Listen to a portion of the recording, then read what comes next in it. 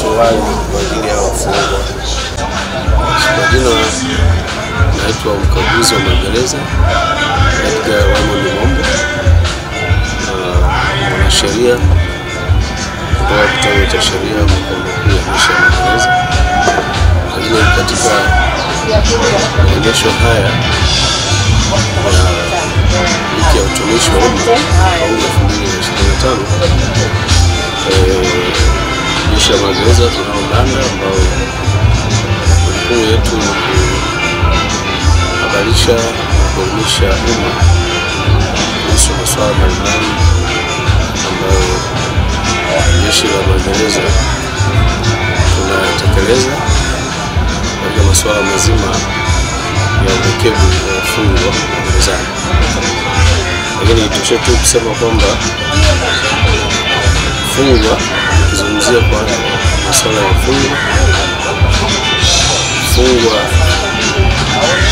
anapoingia gerezani kwa mara ya kwanza, zipo taratibu ambazo kimsingi zinafanyika ili kuhakikisha tunawasimamia hao kwa mujibu wa sheria.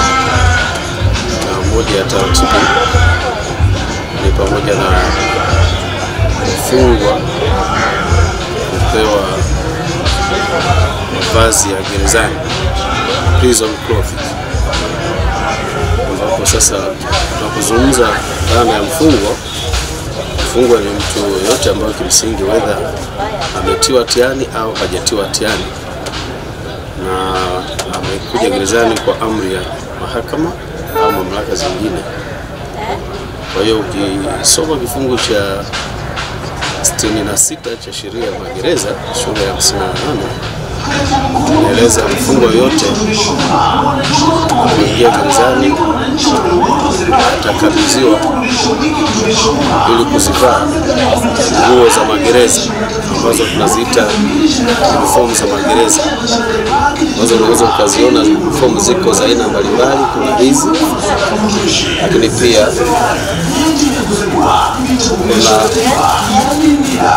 kuna hizi pia ambazo nitazielezea vizuri, lakini pia kuna hizi pia.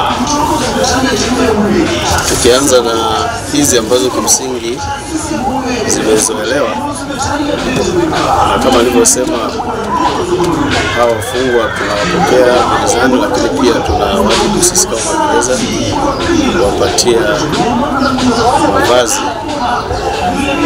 Na hapa nitazungumzia wale wafungwa ambao kimsingi wametiwa hatiani na mahakama na hatimaye kupewa kifungo cha gerezani, vifungo ambavyo ni vya kawaida, maana inawezekana ikawa ni mwezi mmoja au mwaka au kifungo cha maisha. Basi tunawapa kwa wafungwa wa kiume, tunawapa uniform za namna hii, za rangi hii, na hii ipo kwa mujibu wa kanuni za kudumu za jeshi la magereza toleo la 4 la mwaka 2003, ukienda kwenye ile kanuni ya 361, lakini pia ukienda kile kanuni ya 356 inaelezea namna ambavyo kimsingi sisi kama jeshi la magereza tunatakiwa tuwape hawa wafungwa mavazi kwa maana ya uniform za kifungo.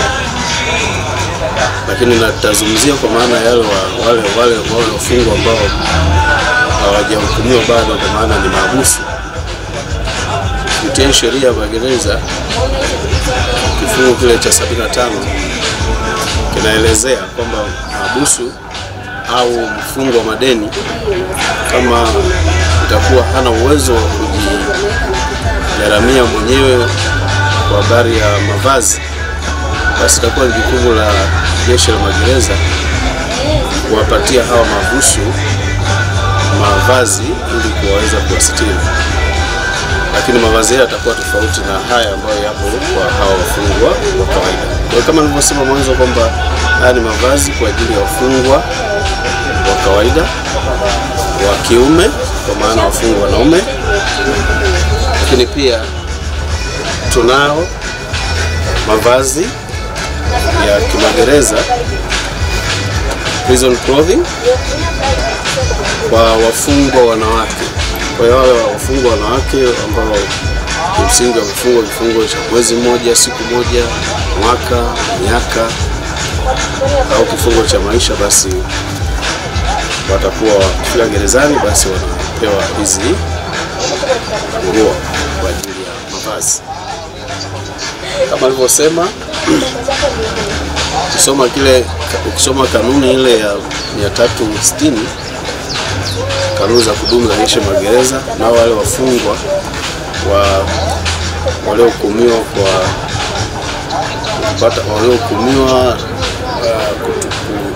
kifo, adhabu ya kifo, basi wakifika gerezani nao watapewa mavazi ya kimagereza ambayo ni uniform hizi zenye rangi hii ya blue.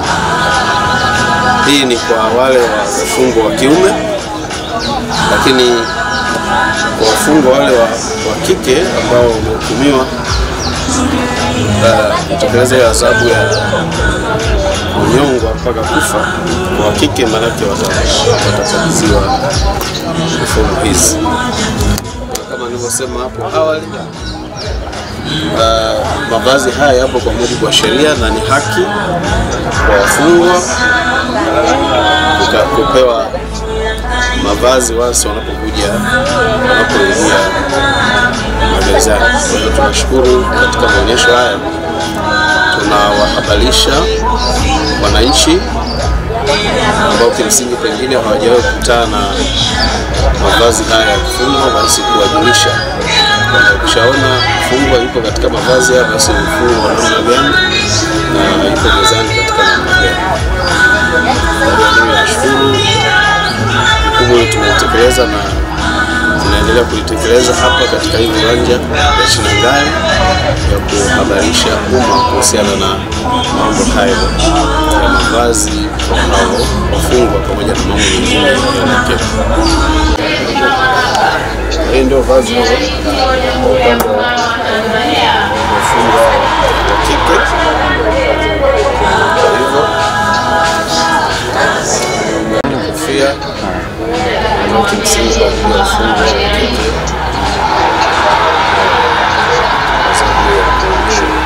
Hali yake wafungwa huyo wa kike. Pia hawa wafungwa wanawake ambao kawaida kwa hiyo kwa imeambatana hii kofia yake. Kwa wale wafungwa kiume kawaida, wale ni shati nzuri, hii ni suruali kwa ajili ya wafungwa kiume. Kwa majina naitwa Sergeant Subiri Mbelwa Aloisi. Leo nitaelezea kwa kina kuhusu faida zinazopatikana na mahakama mtandao. Mahakama mtandao ina faida nyingi sana. Miongoni mwa faida ambazo zinasababishwa na mahakama mtandao kwamba mfungwa anakuwa hasafirishwi kutoka point A kwenda mahakamani ambapo ni point B. Anabakia kwenye kituo ambacho yupo. Kwa hiyo atasikiliza kesi yake hapo na kumalizikia hapo. Na miongoni mwa kesi nyingi ambazo zinazopelekwa kwenye mahakama mtandao kwa mujibu wa maelekezo ya Mheshimiwa Jaji Mkuu wa Tanzania yaliyotolewa mwaka huu Januari, ni kwamba kesi zote zinazohusu rufaa za wafungwa, kesi zote zinazohitaji kwamba mfungwa au mahabusu anataka apewe dhamana, itasikizwa kwa njia ya mahakama mtandao. Kwa hiyo kesi nyingi zimemalizika kwa kupitia kusikilizwa kwa kupitia mahakama mtandao. Kwa hiyo ni miongoni mwa faida mojawapo ambayo inapatikana kutokana na mahakama mtandao. Lakini pia faida nyingine inahifadhi nguvu kazi. Mahakama mtandao badala ya kutumia askari wengi kwenye kuwasafirisha na kuwapeleka wafungwa mahakamani kwenda kusikiliza kesi zao, mahakama mtandao inaweza ikatumia askari mmoja kwenye kuoperate kwenye wafungwa 10. Kwa hiyo askari wengine watatumika kwenye shughuli nyingine. Lakini pia inakuwa safe kwa mahakama mtandao, inasaidia kama wafungwa wanapokuwa wanasafirishwa kutoka point A kwenda point B, inaweza ikatokea ajali. Kwa hiyo zile movement za kwenda mahakamani zinakuwa hazipo, badala yake movement zile zinakuwa zimetulia, tunakuwa tunazifanyia zile kesi katika eneo ambalo halihitaji usafiri. Hizo ni miongoni mwa faida ambazo zinapatikana na mahakama mtandao. Lakini pia mahakama mtandao, kwa kifupi, kwamba hakuna changamoto yoyote ambayo kama sisi watendaji wa magereza, hakuna changamoto yoyote ambayo imepatikana kutokana na mahakama mtandao. Badala yake kuna faida kubwa sana.